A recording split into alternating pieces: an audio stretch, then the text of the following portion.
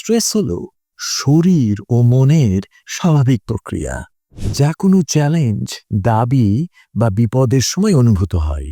এটি আমাদের দেহের একটি প্রতিরক্ষামূলক ব্যবস্থা, যা বাস্তব বা কল্পিত যে কোনো চাপের প্রক্রিয়ায় সক্রিয় হয়। স্ট্রেস সবসময় খারাপ না, কিন্তু যখন এটি জমতে জমতে উপশমের বা কমার সুযোগ না পায়, তখন এটি হয়ে ওঠে মানসিক, আবেগিক ও শারীরিক সুস্থতার জন্য হুমকি।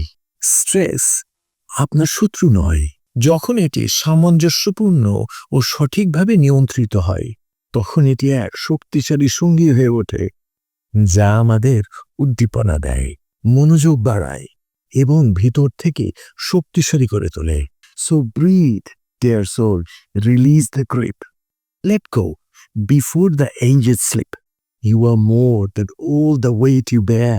There is peace beneath the tangled care.